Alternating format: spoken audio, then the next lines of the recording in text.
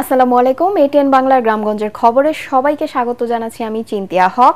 গাজীপুরের শ্রীপুরের নয়নপুর নতুন বাজার এলাকায় জিন্নাত নিটওয়ার লিমিটেড কারখানার ছাদ থেকে লাফিয়ে পড়ে এক শ্রমিকের মৃত্যু হয়েছে। এ ঘটনায় বিক্ষুব্ধ শ্রমিকরা কারখানা ভাঙচুরের চেষ্টা চালায় এবং পুলিশের এপিসি কার ভাঙচুর করে। এ সময় পুলিশের সাথে শ্রমিকদের ধাওয়া পাল্টা ধাওয়ার ঘটনায় 11 পুলিশ সদস্য সহ আহত হয় অর্ধশত শ্রমিক। শ্রমিকদের দাবি, নিহত জাকির ছুটি চাইতে গেলে তার সঙ্গে দুর্ব্যবহার করে কারখানা কর্তৃপক্ষ। এ কারণে অভিমানে আত্মহত্যা করেন জাকির। বর্তমানে এলাকায় থমথমে পরিস্থিতি বিরাজ করছে। পরিস্থিতি নিয়ন্ত্রণে কাজ করছে আইন শৃঙ্খলা রক্ষাকারী বাহিনী। চাঁপাইনবাবগঞ্জের ভোলাহাট উপজেলার চাঁদ শিকারী সীমান্ত দিয়ে 8 জনকে পুশিন করেছে ভারতীয় সীমান্তরক্ষী বাহিনী বিএসএফ। ভোর 4:30টার দিকে ভারত থেকে তাদের বাংলাদেশের ভেতরে ঠেলে দেওয়া হয়। পরে চাঁদ শিকারী বিজিবি ক্যাম্পের একটি টহল দল তাদের আটক করে। 59 বিজিবি ব্যাটালিয়ন জানায় আটককৃতদের মধ্যে 4 জন পুরুষ ও 4 জন মহিলা রয়েছে। এদিকে ময়মনসিংহে ধোবাউড়া ও হালুয়াঘাট সীমান্ত দিয়ে 22 নারী, পুরুষ ও শিশুকে পুশিন করেছে বিএসএফ। বিজিবি সেক্টর কমান্ডার জানায় উপজেলার মুন্সিপাড়া পয়েন্ট দিয়ে 2 পরিবারের নারী, পুরুষ ও শিশু সহ 12 জনকে ঢেলে পাঠানো হয়। তারা ভারতের গুজরাট পুলিশের হাতে আটক হয়েছিল। অন্যদিকে মেঘালয় থেকে হালুয়াঘাট সীমান্ত দিয়ে পুশিন করা হয় আরও 10 জনকে। পবিত্র ঈদুল আজহাকে কেন্দ্র করে জমে উঠেছে সারা দেশের কোরবানির পশুর হাট। ক্রেতা বিক্রেতা নিরাপত্তা নিশ্চিতে জাল টাকা শনাক্তের মেশিন সহ পশু স্বাস্থ্য পরীক্ষার জন্য রয়েছে পশু চিকিৎসক টিম। প্রতিনিধিদের পাঠানো তথ্য ও চিত্রে বিস্তারিত জানাচ্ছেন ফারহিন ইসলাম টুম্পা। খুলনা সিটি কর্পোরেশনের উদ্যোগে জোড়াগেটে সপ্তাহব্যাপী কোরবানির পশুর হাট শুরু হয়েছে। হাটে আসা ব্যাপারী ও ক্রেতাদের নিরাপত্তা নিশ্চিতে জাল টাকা শনাক্তের মেশিন সহ বসানো হয়েছে সিসি ক্যামেরা ও ওয়াচ টাওয়ার। নগরবাসীর দাবির মুখে হাসিল 1% কমিয়ে 4% করা হয়েছে। প্রতি বছর 6,000-এর বেশি কোরবানির পশু বেচাকেনা হয়ে থাকে এই হাট থেকে। ঝালকাঠিতে এবছর 29,000 পশুর চাহিদার বিপরীতে প্রস্তুত রয়েছে প্রায় 30,000 গবাদি পশু। মানসম্পন্ন পশু উৎপাদনে নিয়মিত পর্যবেক্ষণ করছে জেলা প্রাণী সম্পদ অধিদপ্তর। বাজার অনেক শীতলতা আছে এবং বাজার কেনার মতো পরিবেশ আছে। 11 পিস গরু আনিছি, 3 পিস বেচেছি। 3 পিস বেচেছি, তা গ্রাম তো কিনা রয়েছে, এখন বেচার জন্য তো কম বেশি করে বেচতে আসছে। খামারিরা তাদের ন্যাচারাল খাবার যেটা সেটা দিয়ে গরু লালন পালন করে। তাই সঙ্গত কারণে ঝালকাঠি এই প্রভাবমুক্ত। এদিকে জমে উঠেছে দক্ষিণবঙ্গের সবচেয়ে বড় যশোরের শার্শা উপজেলার 7 মাইল পশুর হাট।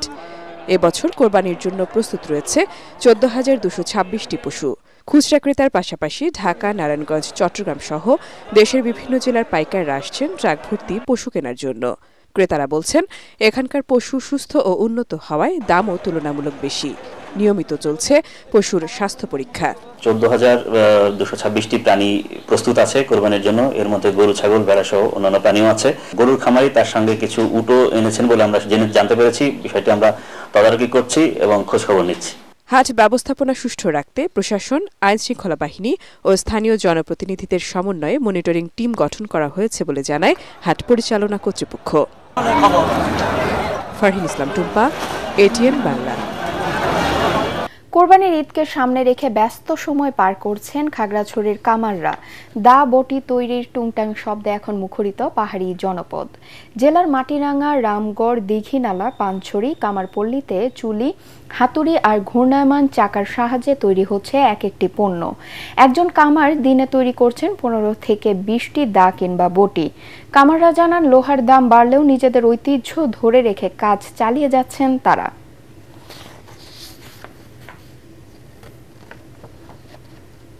প্রবল বৃষ্টি ও পাহাড়ি ঢলে দেশের বিভিন্ন স্থানে নদ নদীর পানি বেড়ে অন্তত 50টি গ্রাম প্লাবিত হয়েছে।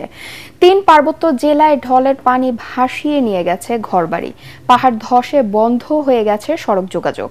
বানভাসী মানুষ ঠাঁই নিয়েছে আশ্রয় কেন্দ্রে। এদিকে আবহাওয়া অফিস জানিয়েছে, নিম্নচাপের প্রভাব কাটতে না কাটতেই মৌসুমী বায়ুর কারণেই হচ্ছে বৃষ্টি, যা আগামী আরো 3 দিন অব্যাহত থাকবে। প্রতিনিধিদের পাঠানো তথ্যচিত্রে আরো জানাচ্ছেন আসিফুর রহমান সাগর।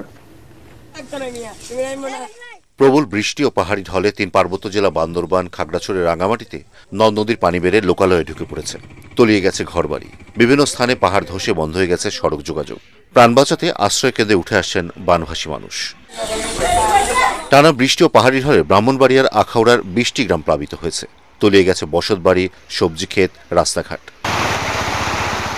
সিলেটের সুরমা ও কুশিয়ারের পানি বিপদসীমার ৮৪ সেন্টিমিটার উপর দিয়ে প্রবাহিত হচ্ছে। জকিগঞ্জের লোকালয়ে পানি ঢুকে প্লাবিত হয়েছে ১২টি গ্রাম।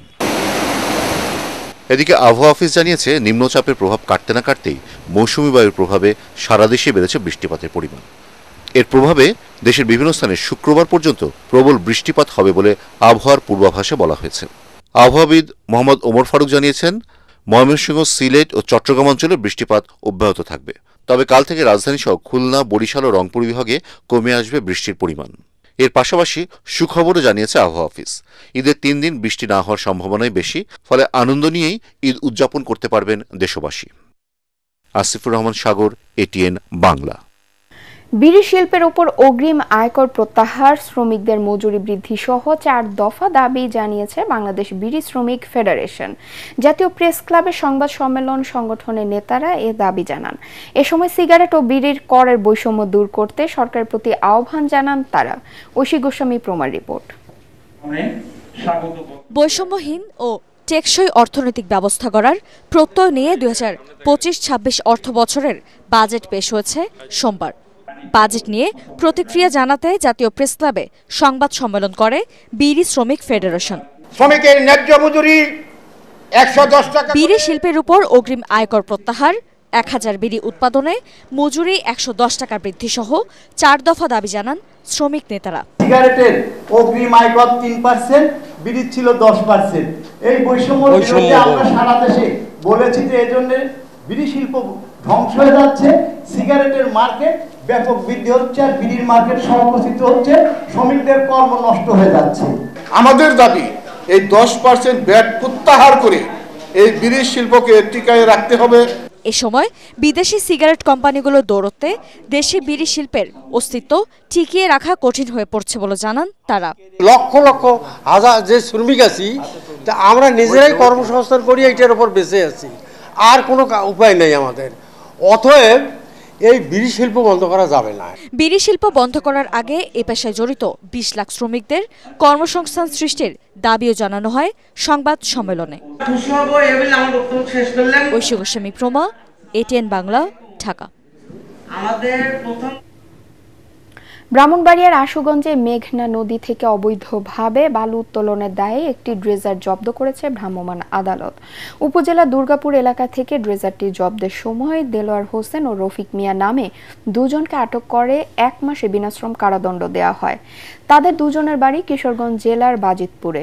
আশুগঞ্জ উপজেলা নির্বাহী কর্মকর্তা ও নির্বাহী ম্যাজিস্ট্রেট রাফে মোহাম্মদ ছড়া জানান, মেঘনা নদীতে আশুগঞ্জ এলাকায় বালু উত্তোলনের কোনো অনুমোদন নেই। হবিগঞ্জ লাখাই প্রকল্পের সড়ক সংস্কার কাজ দ্রুত শুরুর দাবিতে মানববন্ধন করেছে এলাকাবাসী।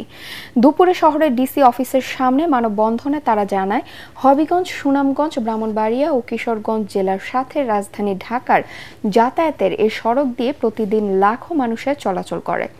তবে খানাখন্দ ও ভাঙা রাস্তার জন্য প্রতিদিন দুর্ভোগ ও দুর্ঘটনার মুখে পড়ছেন তারা।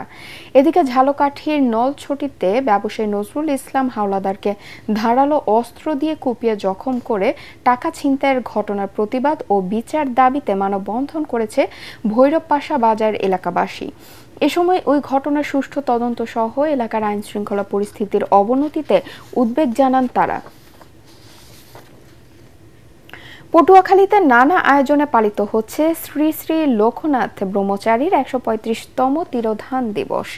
সকালে লোকনাথ মন্দির সহ সনাতনী মন্দিরগুলোতে মঙ্গল ঘট স্থাপনের মধ্য দিয়ে শুরু হয় এর আনুষ্ঠানিকতা। পরে পূজা অর্চনা ও বাল্যভোগ অনুষ্ঠিত হয়। এ সময় ঢাক, ঢোল, কাসর ঘণ্টা ও সনাতনী নারীদের উলুধ্বনিতে মুখরিত হয়ে ওঠে মন্দির প্রাঙ্গণ। এছাড়া দিনভর আরতি, কীর্তন ও লোকনাথের কর্মময় জীবনী সম্পর্কে আলোচনার মধ্য দিয়ে পালিত হয় এ দিবস।